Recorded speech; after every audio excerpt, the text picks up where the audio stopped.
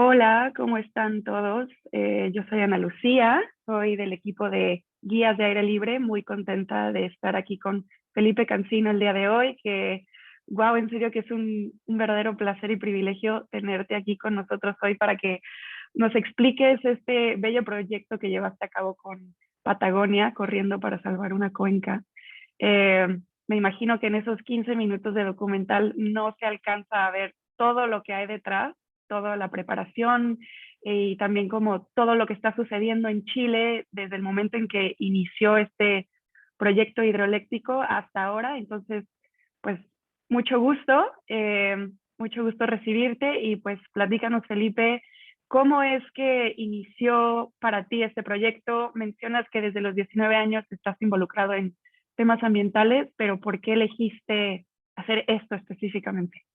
Buenísimo, muchas gracias Ana Lucía por esa introducción. Aprovecho de saludar a todas y todos los que nos están mirando.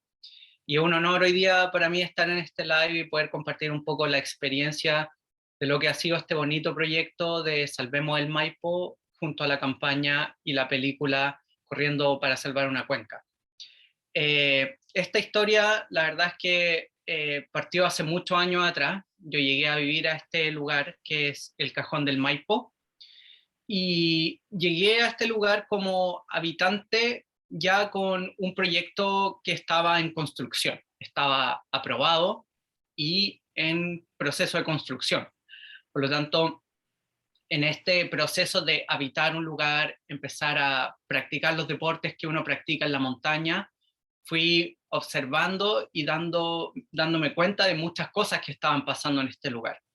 Y eso generó una sensación de frustración, de pena, de rabia al ver el impacto de este proyecto.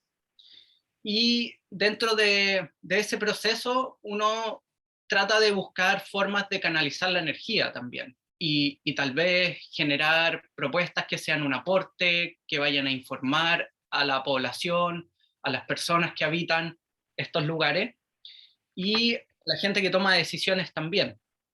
Entonces se me ocurrió esta idea de hacer un recorrido de 120 kilómetros por la montaña para mostrar los impactos reales de este proyecto.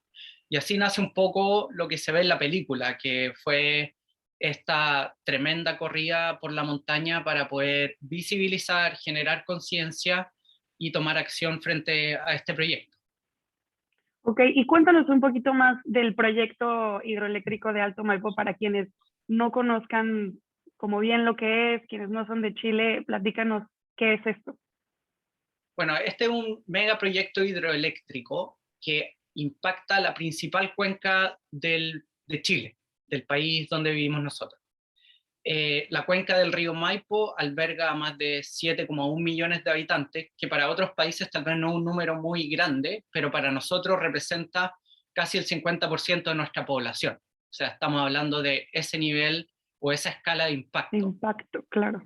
Y el Cajón del Maipo también es un lugar bastante natural, hay mucha naturaleza, todos los que nacimos y crecimos en la ciudad de Santiago, el Cajón del Maipo es nuestra zona de recreación, es la zona donde aprendemos a visitar a la montaña, a visitar la naturaleza, a ver los ríos, los lagos, los bosques. Por lo tanto, es un lugar donde nosotros nos conectamos con la naturaleza muy tempranamente. Y este proyecto hidroeléctrico, como les contaba, lo que hace es intervenir la parte alta de la cuenca y saca el agua por una serie de túneles para luego devolverla más abajo en el río. Ahora, el problema es que este megaproyecto hidroeléctrico se vende como una central de paso y el argumento de la empresa y de las autoridades es que es una central de paso que no altera mucho el ecosistema.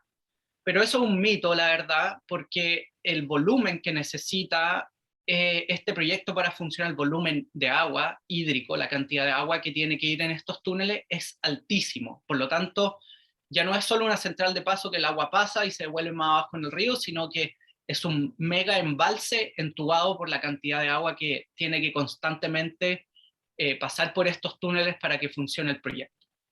Y al intervenir este ecosistema, al construir estos túneles, al entubar el agua, Lo que pasa es que se afecta todo el acuífero del Maipo, que está en la parte alta. Toda esta agua subterránea que está almacenada por cientos y miles de años a través de un sistema hídrico maravilloso, con ríos, lagunas, humedales, etcétera, se filtra toda esta agua y se va de este acuífero. Entonces, ese es el principal impacto al ecosistema. Ok, y cuéntanos también, perdón, ¿cómo es que se llegó a este punto de decir que sí a un proyecto así, ¿no? Porque es ilegal en Chile lo que están haciendo, el daño de los productos químicos que se están liberando al acuífero y también el agua como un bien común, es completamente ilegal que llegue una empresa extranjera a extraerla. ¿Cómo se llegó a que tanto la sociedad como los círculos políticos invitaran o aceptaran que esta empresa privada extranjera llegara a extraer sus recursos? Sí, una muy buena pregunta y creo que la respuesta tal vez representa a muchas realidades que tenemos en Latinoamérica, donde tenemos recursos naturales, ¿cierto? Como minerales, obviamente, tenemos bosque, tenemos agua en algunos lugares. Por lo tanto, tenemos bienes comunes y bienes naturales que son muy apetecidos por inversiones extranjeras e inversiones nacionales también. Y el río Maipo creo que representa un problema que es un problema bastante generalizado, por lo menos acá en Chile, y me imagino que en muchos países de Latinoamérica también, que tiene que ver con los proyectos extractivistas, ¿cierto? En sacar estos bienes de la naturaleza para generar riqueza económica. Entonces, en Chile prácticamente el 80% de los ríos está amenazado, con centrales hidroeléctricas, con embalse, etcétera, y el río Maipo es uno más. Ahora, el problema es que el argumento de las inversiones extranjeras es que esto va a generar energía limpia, ¿cierto? Porque es energía hidroeléctrica, ¿cierto? No estamos poniendo una planta de carbón para generar energía, la estamos sacando de la naturaleza. Y lamentablemente eso genera un impacto muy grande en ecosistemas tan frágiles y sensibles como es el Maipo. Entonces, en ese sentido, el proyecto se ha aprovechado un poco de esta imagen de energía limpia para poder ser aprobado por las autoridades y básicamente llegar al resultado que tenemos hoy en día.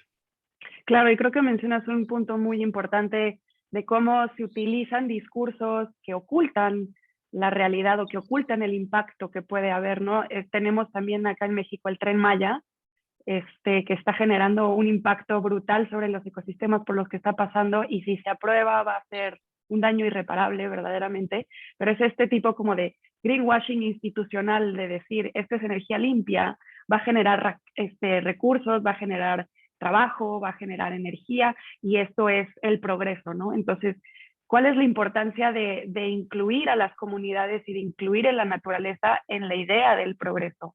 Porque lo vemos en toda América Latina, que con esta pues idea muy colonialista de yo llego, agarro tus recursos y nosotros como países colonizados decimos que sí, porque también traemos ahí el chip de ser los colonizados, ¿no? De él me está dando un proyecto donde yo voy a ganar dinero, donde yo voy a mejorar mis condiciones de vida, pero en realidad no estamos viendo más allá, no estamos viendo al futuro y a las nuevas generaciones. Sí, claro, yo creo que acá hay dos temas interesantes. El primero es justamente el que hablabas tú, de que estas empresas llegan con un discurso de generar cierta riqueza y de generar empleos, por ejemplo, que es uno de los principales argumentos, y lo que hacen es dividir a las comunidades, porque tenemos parte de la comunidad que quiere defender los territorios donde habitamos y tenemos parte de la comunidad que también quiere un beneficio económico inmediato, generar tal vez fuentes de empleo, poder beneficiarse de estos proyectos. Y lo que pasa es que se fragmentan las comunidades y las comunidades se empiezan a encontrar entre ellos, ¿cierto? Y ese es uno de los principales mecanismos de cómo funcionan estos proyectos, porque ofrecen dinero, ofrecen beneficios, por ejemplo, acá pusieron muchas antenas de telefonía celular, ofrecieron ciertos beneficios para las escuelas y así un montón de cosas.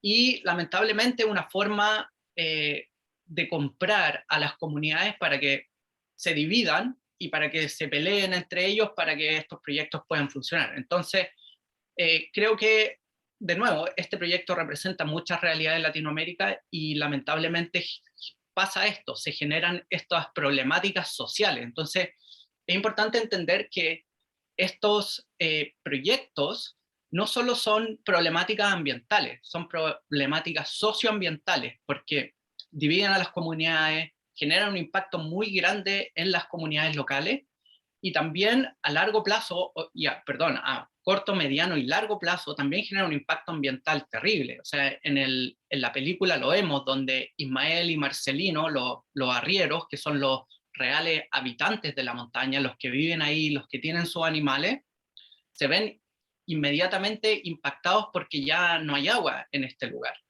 Y los impactos de este proyecto lamentablemente está impactando su estilo de vida y las tradiciones que ellos tienen. Entonces, ahí tenemos un ejemplo muy claro. Y el otro punto importante que se tocó acá y que es importante tal vez definirlo o redefinirlo es cómo nosotros evaluamos el progreso. ¿Qué significa progreso?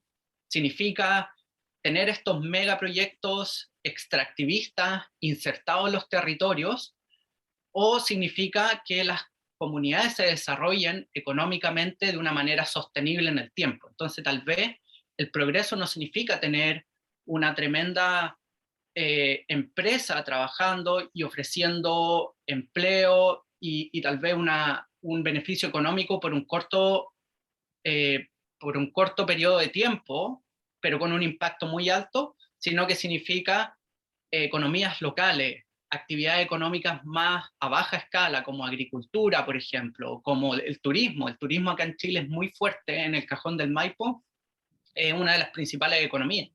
Y eso genera un impacto mucho menor y tal vez recuperable a largo plazo. Entonces, creo que hoy día como sociedad tenemos esa gran paradoja de cómo seguimos avanzando hacia el futuro sin destruir nuestro planeta, que lamentablemente, bueno, estamos celebrando el Día del Planeta, ¿cierto? Y lamentablemente no hay mucho que celebrar porque nuestra situación es bastante crítica en este Claro. momento. Entonces tenemos que generar esta conciencia, tenemos que despertar, tenemos que tener estas conversaciones para que podamos cambiar nuestros estilos de vida, para que, bueno, me voy a ir por otro tema, pero Claro. eso creo que es importante, como redefinir un poco cómo es el progreso, qué tipo de progreso queremos y qué tipo de progreso nos va a llevar a largo plazo a seguir habitando este planeta. Claro, y creo que es muy importante lo que dices, como el problema reside en redefinir qué entendemos por progreso y desescalar toda la cadena de producción a nivel global que hoy se siente imparable, ¿no? Y creo que también es importante, pues, tener en cuenta que justo pasa en muchos países del mundo donde llegan empresas extranjeras y entonces la sociedad se divide porque están quienes deciden actuar y deciden luchar y están quienes están en una condición tan vulnerable que no está en sus posibilidades o no está en su esquema el resistirse y decir que no, porque dicen yo tengo que alimentar a mi familia, yo tengo que ir a la escuela, yo tengo que tener un trabajo.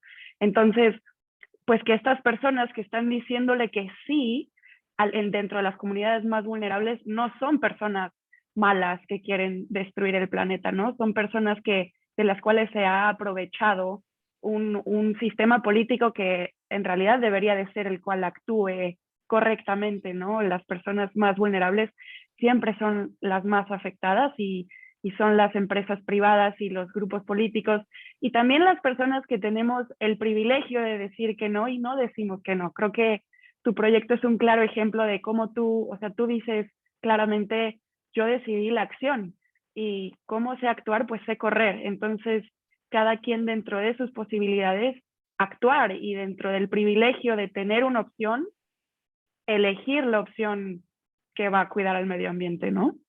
Sí, absolutamente. Yo creo que es súper importante lo que tú dices y creo que es muy importante reconocer que las personas que tal vez trabajan en estos proyectos y reciben empleo de parte de estos proyectos no son los malos de la película.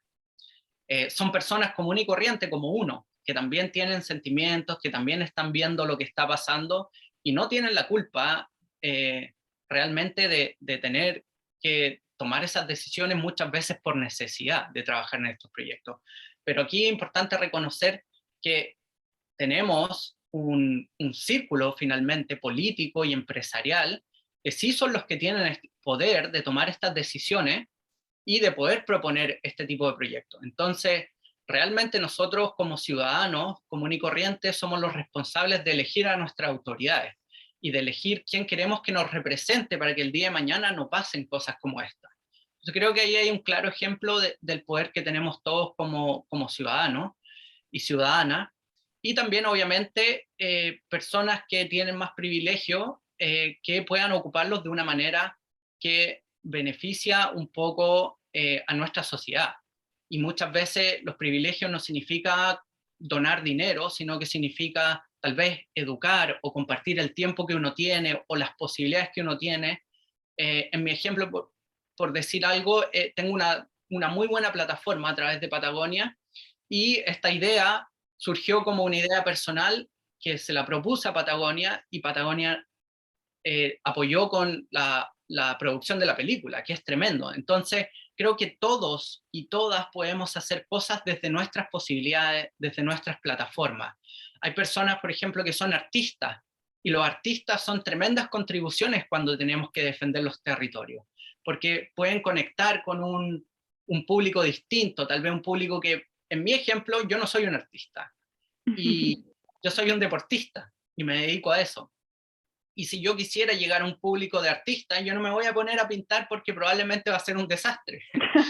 Pero sí, personas que quieren hacer algo y quieren donar su tiempo y energía y tienen esas habilidades, podrían hacerlo.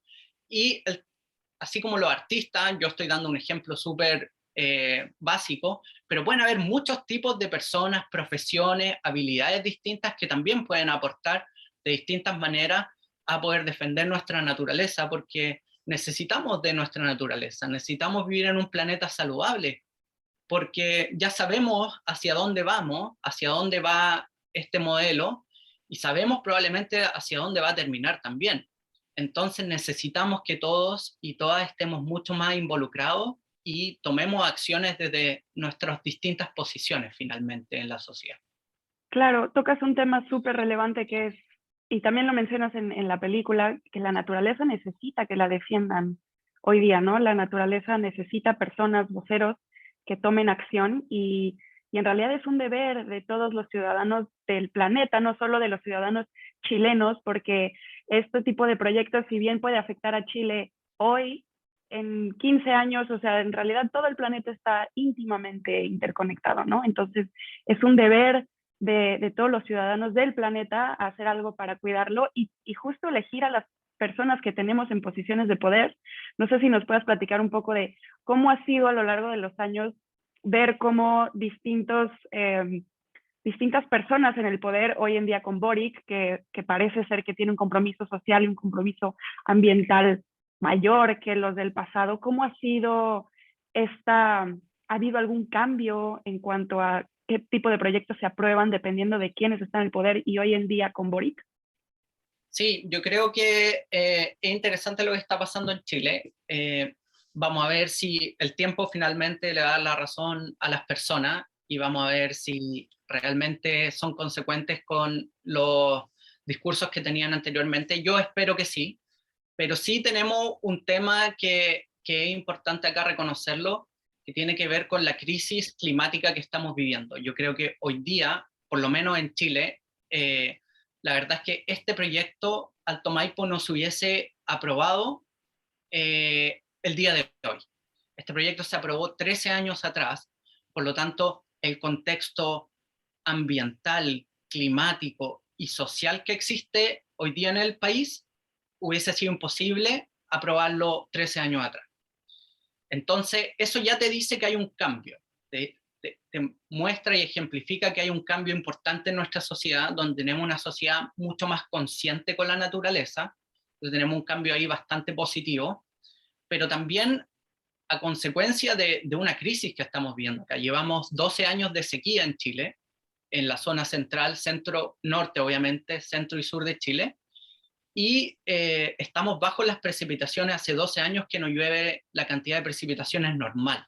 Por lo tanto, hoy día las autoridades ya no pueden hacer vista gorda a eso.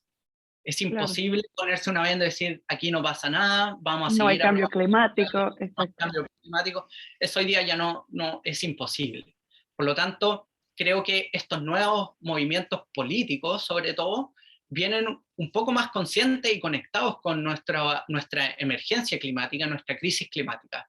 Por lo tanto, tenemos un cambio ahí que es significativo y estamos escribiendo nuestra nueva constitución en este momento, donde hay propuestas para el medio ambiente y propuestas muy importantes. Por lo tanto, hay que ver lo que pasa con el proceso constituyente, es un proceso largo, pero en Chile ya se habla mucho del medio ambiente, se habla de los recursos naturales, de protegerlo, de proteger los territorios, y hoy día en Chile ya no es tan fácil aprobar proyectos como Alto Maipo, entonces todo se discute mucho más, tiene más debate, tiene más controversia y tiene más resistencia también. Y creo que eso es un cambio positivo, pero todavía falta mucho camino, creo yo. Todavía tenemos muchos políticos que lamentablemente no representan la gravedad de la situación que estamos viviendo.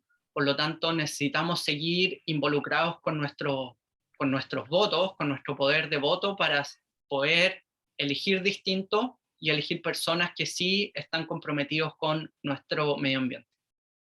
Sí, y creo que en Chile la ciudadanía está bastante involucrada. El hecho de que estén escribiendo una nueva constitución y todos los movimientos sociales en Chile verdaderamente que son un gran ejemplo a seguir a nivel Latinoamérica, porque pues como dices, este tipo de cosas suceden en toda Latinoamérica.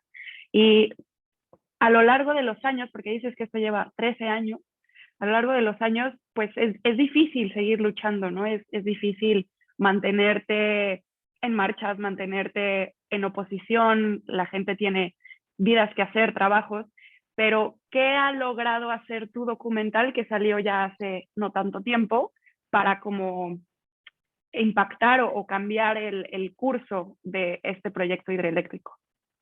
Sí, ha sido muy bonito, ha sido un proceso muy positivo, creo yo. Creo que es importante también destacar que esta campaña de la defensa del río Maipo lleva 13 años. Y eso es un tiempo muy largo para una causa ambiental. Y creo que es justo decir que las personas se cansan, creo que es justo decir que las personas se frustran, que las personas se deprimen cuando llevan tanto tiempo en proyectos como este, defendiendo sus territorios. Y, y eso ha sido el caso acá. Entonces, un resultado de esta campaña y de este documental que generamos, yo siento que esta acción que yo tomé y toda esta campaña es un granito de arena solamente de todo el trabajo que viene hacia atrás. Es una historia larga de gente que ha estado poniendo mucho tiempo, mucha energía, de gente que hoy día ya no nos acompaña en este planeta.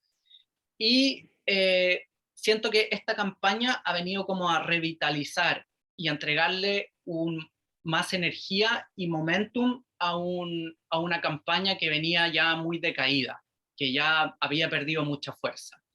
Entonces creo que ese es como tal vez uno de los ejemplos más tangibles de cómo esta acción, como este documental, como esta campaña ha venido a entregar un aire nuevo a este movimiento socioambiental. Y también otra cosa que a mí me ha llamado mucho la atención, yo llevo 12 y 13 años involucrado en esta campaña, es que hay mucha gente que no sabe de este proyecto, no sabe lo que está pasando. Y claro, si uno se pone a pensar, ¿dónde estaba yo 12 años atrás? Claro, tenía 23 años y siempre, bueno, me he conectado bastante con las causas ambientales, he participado mucho porque para mí es importante. Pero hay muchas personas que hace 13 años atrás ni siquiera existían o eran muy pequeños. Entonces esas personas jóvenes o niños y niñas hoy día tienen veintitantos años y dicen, wow, yo no sabía que esto estaba pasando acá. Yo iba al Cajón del Maipo, visitaba y veía algunas cosas, pero no entendía lo que estaba pasando. Entonces hemos logrado informar a una nueva generación de personas. Eso ha sido muy bonito también y muy evidente. Y creo que tal vez el tercer impacto como importante es que las autoridades no han escuchado. Tenemos hoy día al gobernador regional tratando de frenar este proyecto, no solo por la campaña, obviamente, creo que la campaña, como dije anteriormente, Ayudo. suma, Ujú. ayuda, obviamente, pero tenemos una crisis hídrica tremendamente importante. En la ciudad de Santiago se está hablando de racionar el agua durante estos meses porque ya no hay agua. Entonces vamos a sacar el agua del acuífero. Es una locura. Entonces las autoridades están reaccionando a estos llamados de la población y de las personas y creo que ahí también hay un impacto bastante evidente.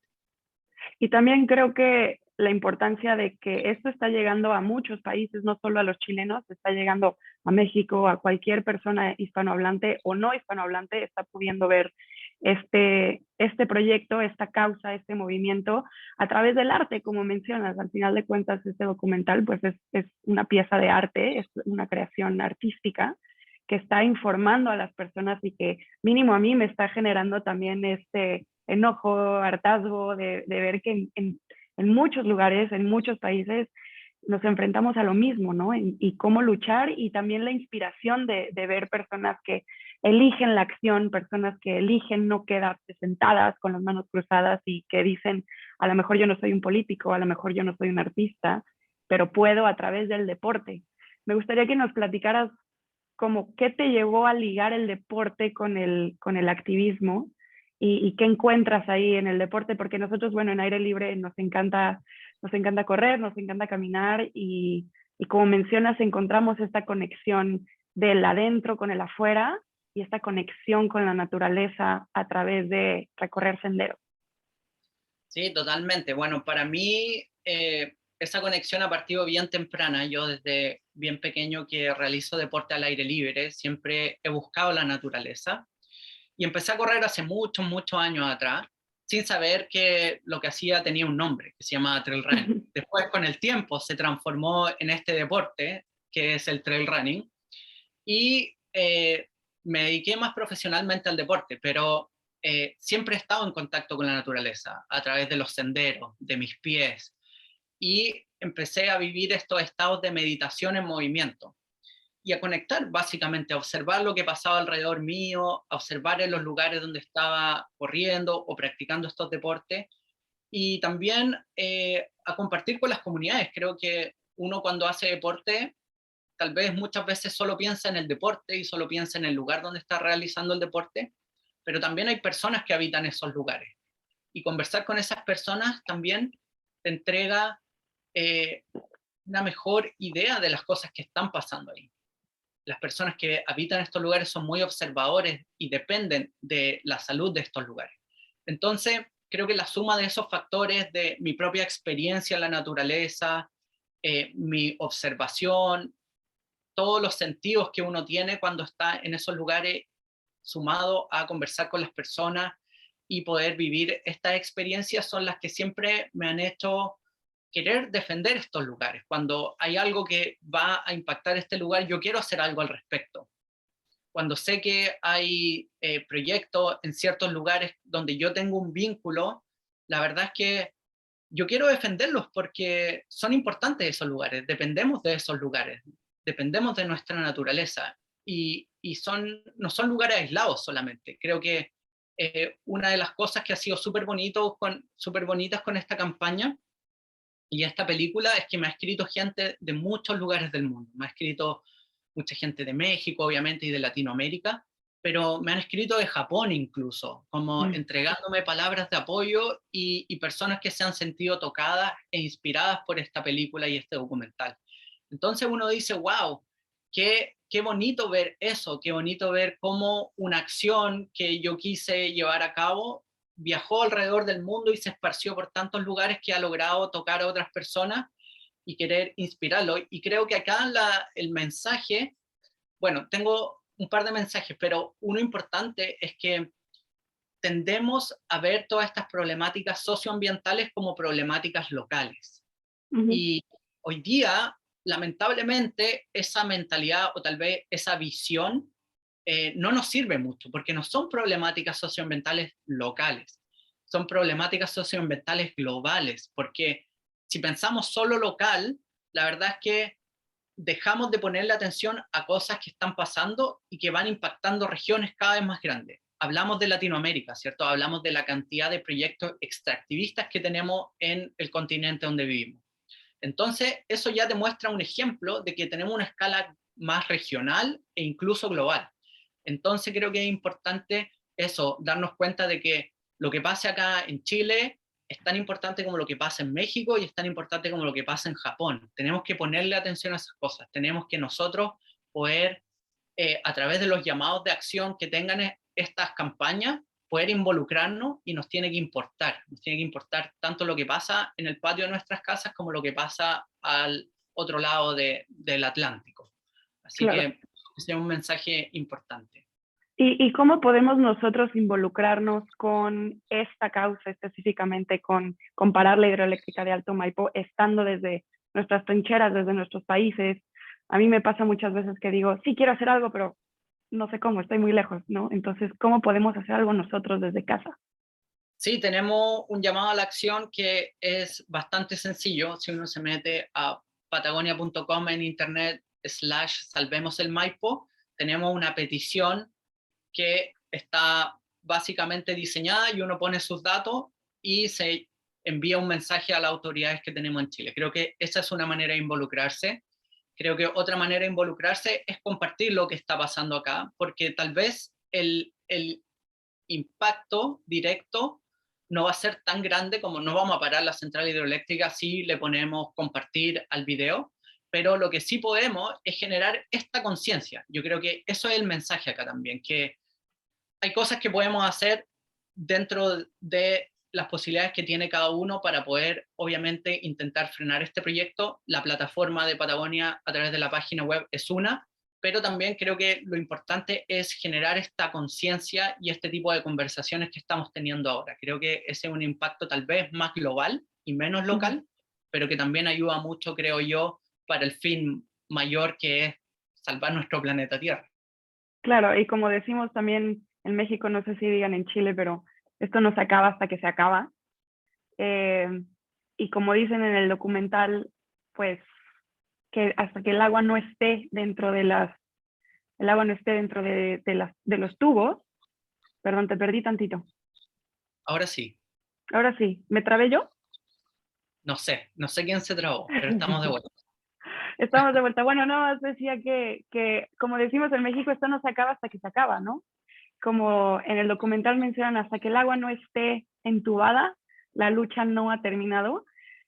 ¿Nos podrías platicar un poquito de qué ha pasado, si el agua ya está entubada o no está entubada desde que se concluyó el documental?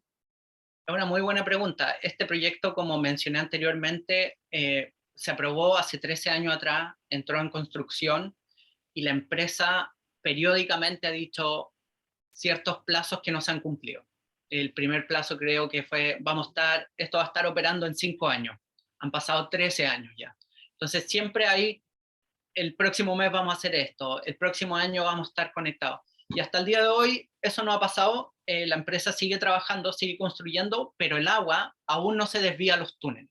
Y eso creo que es súper importante, porque mientras el agua efectivamente no se meta al túnel, este proyecto no está funcionando.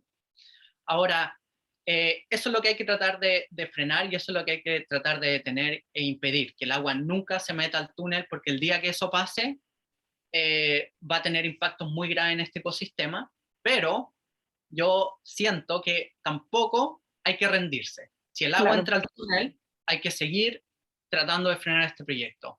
No hay ok, que ser derrotista, creo yo. Creo que es súper importante que el día de mañana, ojalá nunca pase, ojalá que el agua nunca entre al túnel, pero si entra, tenemos que seguir frenando y buscando maneras de parar este proyecto, porque, como lo dije anteriormente, nuestro ecosistema no puede dejar de recibir esa agua.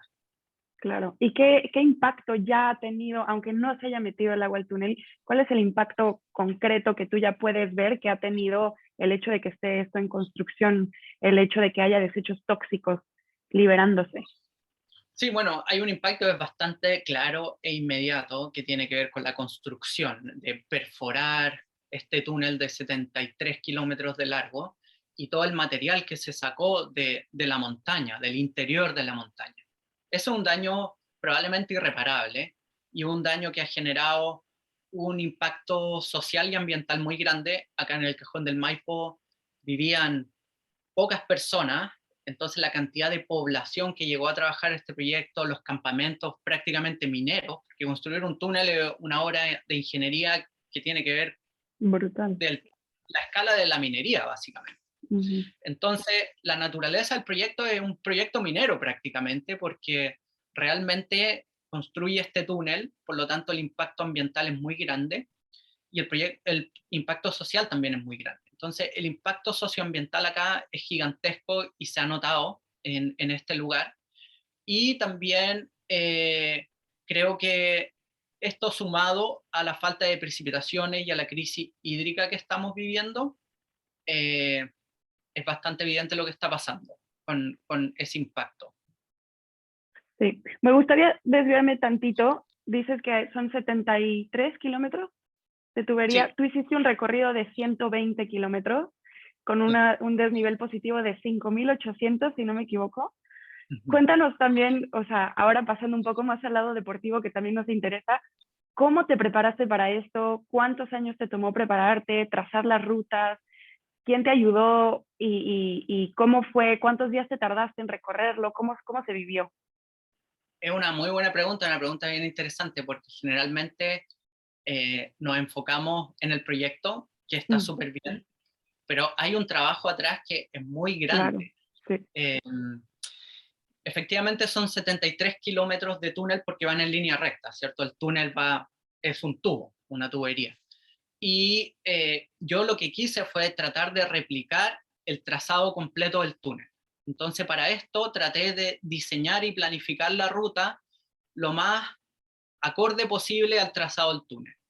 Entonces, siempre siguiendo una lógica, obviamente, que era estar en el sendero, estar en los valles. claro. Y eh, fue muy bonito este proceso también, porque me llevó mucho tiempo escautear las rutas, escautear los senderos para que todo vaya conectando. Entonces, un día, por ejemplo, iba a correr los primeros 5 kilómetros y buscar el sendero. Al otro día trataba de ir a buscar otro sendero que conectara con el valle. Y así me pasé varios meses eh, corriendo pequeños trazados de este gran trayecto. Y eso también involucró mucha ayuda que recibí de distintas personas, mucha gente que estaba involucrada en la campaña o que está en contra del proyecto me ayudaron. Los arrieros, por ejemplo, son una ayuda fundamental en este proyecto, porque ellos nos ayudaron también con la producción de la película a poder tener ese campamento intermedio que Claro. queríamos tener. Eh, Cuando a mí el director de la película me preguntó, Felipe, ¿en cuánto tiempo puedes correr esto? Y yo le dije, pucha, no sé, son 120 kilómetros, yo creo que lo puedo hacer en 15, 20 horas, sin haberlo corrido completo alguna vez. Y me dijo, eso no va a resultar, porque necesitamos grabar con luz de día. Claro, Entonces, yo iba a correr, para mí correr 100 kilómetros o ciento y tantos kilómetros, la verdad es que uno parte en la noche y corre durante el día y lo termina, sale. Pero para la producción de una película, claro, yo no me lo había cuestionado desde el punto de claro, vista audiovisual y sí. claro, tiene sentido hacerlo de día, si no, no se va a ver nada en la película. Solo una Entonces, lucecita ahí. claro, lo que hice fue contactar a los arrieros y a mi amigo y les dije, oye, necesitamos hacer un campamento intermedio porque vamos a hacer esta corrida en 2 días. Entonces, eso fue lo que hicimos, pero ellos me ayudaron mucho con los senderos, de conocimiento que ellos tienen a través de moverse en la montaña con sus animales. Ellos conocen mucho, mucha gente que me ayudó a conseguir permisos para pasar por ciertos lados y también otra gente que, bueno, no me conseguí permiso y me pasé por la hora de Alto Maipo y corrí dentro de la faena también. Es como la parte más sabrosa de la historia. Y me salieron persiguiendo. Eso fue como la En parte serio, eso no aparece en la más película. de la película. Pero es como el making of ahí tras bambalinas. Pero sí, interesante. Pero fue un proceso largo de harto tiempo y muy bonito también, porque me llevó a conocer lugares que yo no conocía en el propio territorio donde habito. Y eso fue muy importante porque me hizo también darme cuenta de manera más profunda más aún de lo que estaba en juego. Entonces, con mayor Claro. razón quise defenderlo, obviamente. Pero eso fue muy interesante. Llegué a lugares que no había visto en mi vida y que son de los lugares más bonitos que he visto en mi vida. Entonces, fue bastante especial ese proceso de poder correr la ruta completa y unir todos estos puntos que ya venía trabajando hace mucho tiempo. Claro, y creo que mencionas algo súper bonito y súper importante, que es que mientras más salgamos a conocer lo que tenemos a nuestro alrededor, conocer la naturaleza que nos rodea, más, más conectamos con ella, más la amamos y más sentimos la tengo que proteger, ¿no? Es difícil viviendo en zonas urbanas que estamos pues luego aislados, desconectados de la naturaleza, es difícil encontrar estos espacios. ¿Cómo podemos hacerle viviendo en una ciudad para conectar con pues con esa conexión a la naturaleza si no estás pudiendo salir?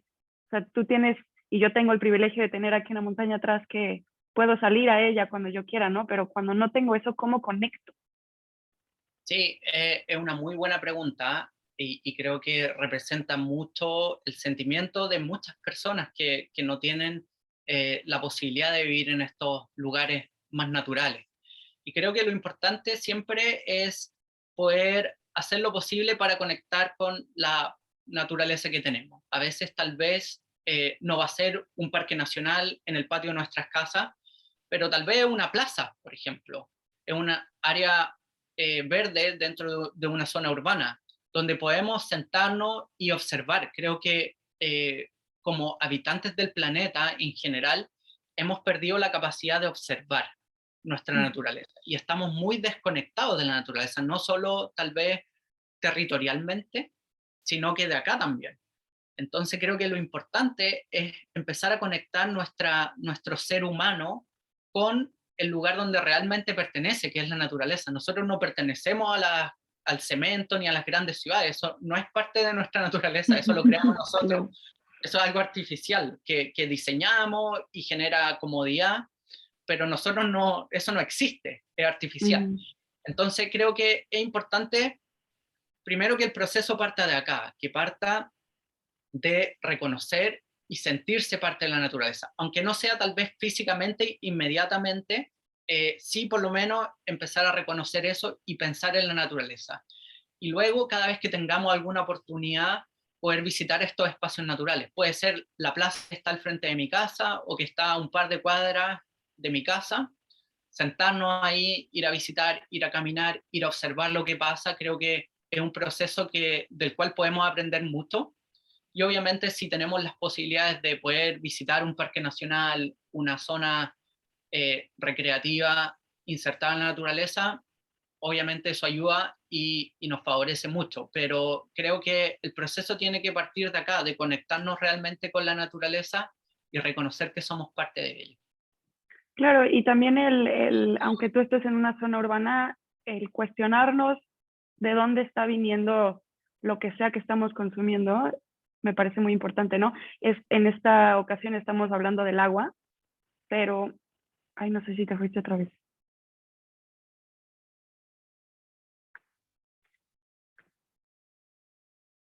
Se cortó un poquito. Ya. Ahora sí. Tenemos nuestros pequeños momentos de distancia. Pero sí, en esta ocasión hablamos del agua, ¿no? Pues no solo la importancia de tener proyectos que puedan afectar acuíferos, que puedan afectar flora, fauna, comunidades, sino también cuestionarnos de dónde viene el agua que yo estoy consumiendo cuando abro la llave del agua, de dónde está viniendo y cuánta agua queda y cuánta agua voy a utilizar, de dónde está viniendo el pedazo de madera que estoy usando como tabla para cortar, de dónde está viniendo mi closet, de dónde, o sea, luego es complicado el conectar esos eslabones, ¿no? Porque tú aislado en una zona urbana es difícil verlo, pero es mucho más fácil verlo en una zona natural donde tú recorriendo un sendero dices, tengo sed, tomo agua de aquí. Y si al día siguiente ya no hay agua ahí, entras en pánico. Pero en una ciudad, tengo sed, tomo agua de aquí y si un día ya no hay agua de donde yo estaba tomando, no me preocupo porque ya hay todo un sistema detrás que está agarrando agua de otro lugar, ¿no? Entonces, como mencionas, súper importante esa conexión más acá, esa conexión de soy parte de la naturaleza y lo que estoy recibiendo de la naturaleza viene de un lugar, ¿no? Los materiales vienen de la naturaleza, no le hago puff, no aparecen así nada más porque sí. Sí, absolutamente. Y creo que cuando yo hablo de ser más consciente y establecer esa conexión con la naturaleza, tiene mucho que ver con eso, que es cuestionarnos de dónde vienen las cosas que consumimos y también reconocer, ¿por qué no?, que muchas de las cosas que consumimos y que vienen de una procedencia más noble, por así decirlo, o de mejor fuente, eh, también tiene un costo económico importante. Entonces, muchas veces uno puede y debe tratar de hacer lo que más puede con respecto a elegir responsablemente de dónde obtiene sus productos. Y si no puede, también es importante reconocer eso, pero por lo menos estar Claro, consciente de que está bien, yo estoy comprando esto por necesidad, me encantaría comprar esta opción B, pero no tengo los medios para comprarlo, voy a comprar esta, pero tal vez estar consciente de dónde viene y tratar tal vez incluso de poder medir un poco más la cantidad de cosas que estamos consumiendo. Creo que ese es un mensaje.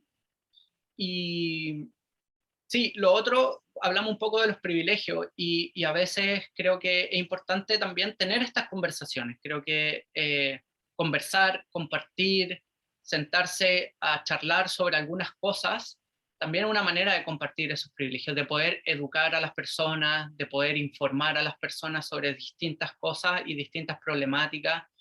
Creo que también es importante.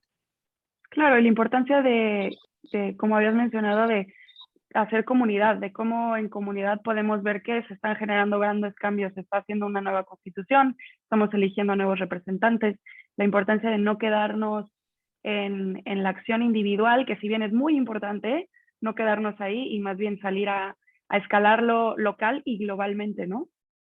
Sí, Y me gusta, sí, perdón.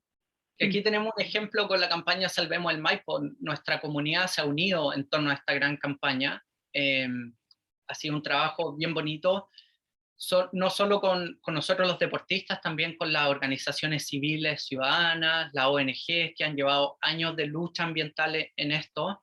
Entonces, creo que aquí está el mensaje, como empoderar a nuestras comunidades, informarlas, entregarles conocimiento, mostrarles lo que está pasando y generar acción.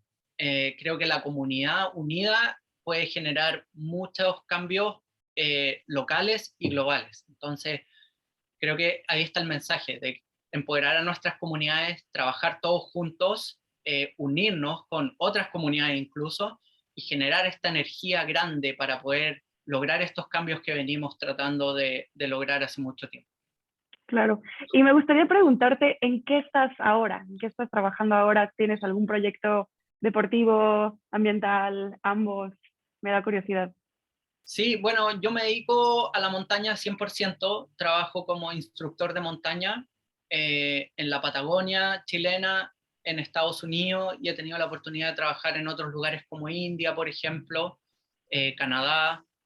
Entonces, estoy permanentemente dedicado a la montaña, ya sea por tema profesional o deportivo, que es más personal para mí.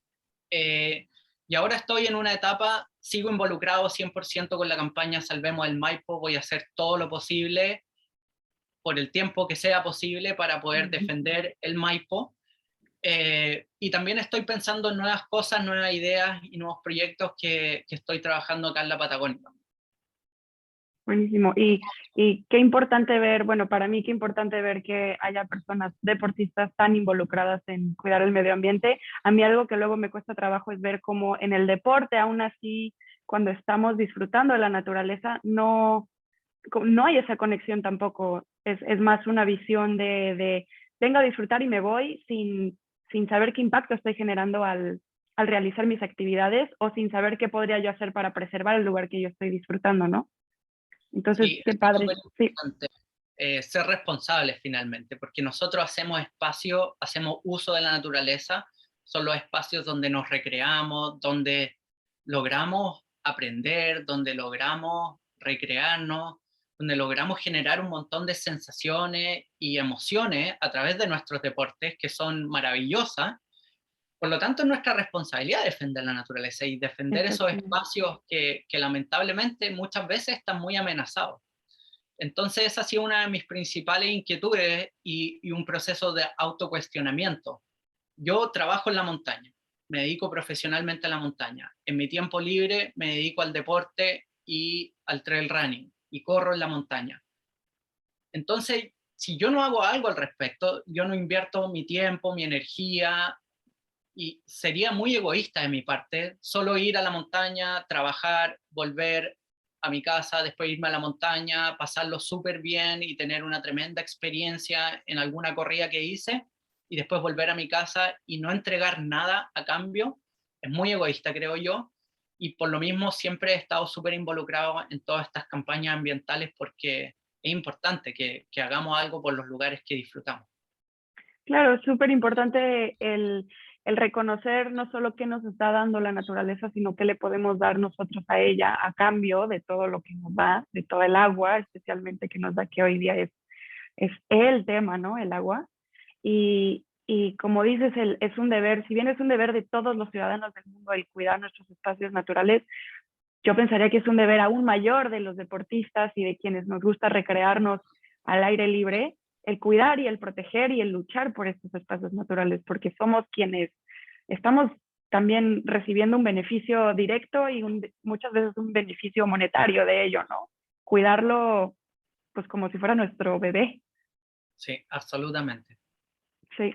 Y pues no sé, no tengo mucho más que agregar. La verdad te quiero dar las gracias por esta conversación, por explicarnos a todos mucho más a detalle el proyecto, por tu lucha, por el demostrarnos también, creo que es súper importante no quedarnos con Felipe es un gran ser de luz, que sí eres, pero es un gran ser que está haciendo algo y ya con eso yo ya no tengo que hacer nada.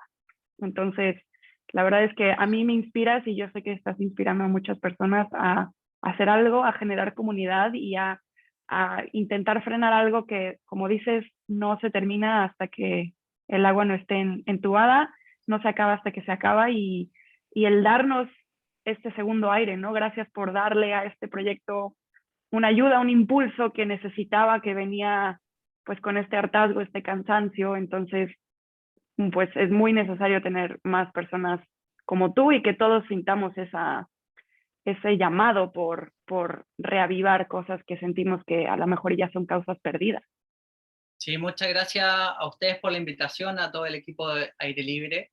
Eh, yo quiero dejar el mensaje que a veces uno se queda un poco agobiado porque siente que no puede hacer nada. Y la verdad es que todos podemos hacer algo por muy pequeño que sea, por muy chiquitito que sea, podemos hacer algo y ese algo tal vez va a generar un impacto a una persona al lado de nosotros o cercana a nosotros que va a decir, esta persona está preocupada de esto, voy a ponerle un poco de atención. Y tal vez esa persona puede hacer algo incluso un poco más grande. Y esa persona va a compartirlo. Y así se van generando estos movimientos. Estos movimientos no se generan porque Felipe Cancino se le ocurrió correr 120 kilómetros. Estos movimientos se generan porque hay una energía, hay personas Claro, haciendo hay distintas preocupación. cosas Sí, que nos mueven y nos motivan a todos a hacer algo. Entonces creo que ese es el mensaje que yo quiero entregar, a que todos, por muy pequeñito que sea, puedan hacer algo. A veces dar un like, compartir, ahora que estamos tan en este mundo de las redes sociales, ayuda. Pero también hay muchas cosas más pequeñas que cada uno puede hacer desde sus plataformas, desde sus posiciones, desde sus trabajos, desde sus conversaciones con la familia, etcétera. Entonces, exacto. quiero dejar ese mensaje y de nuevo muchas gracias por la invitación y feliz de que sigamos viéndonos y sigamos en contacto. Sí, muchas gracias, Felipe. Y como dices, la importancia de simplemente tener estas conversaciones, nunca sabemos a quién le va a mover alguna fibra que lo va a llevar a la acción. Entonces, no quedarnos tampoco callados, informarnos de lo que está sucediendo a nivel local y a nivel global y ver cómo podemos apoyar, cómo podemos sumar desde nuestras posibilidades de acción. Entonces, de nuevo, muchas gracias, Felipe. Qué gusto platicar contigo hoy. Ojalá pudiéramos platicar 1000 horas más y pues ojalá algún día sepamos de ti de nuevo, de algún otro proyecto que estés haciendo igual de importante, igual de padre. Y pues nada, muchas gracias. Muchas gracias. Y voy a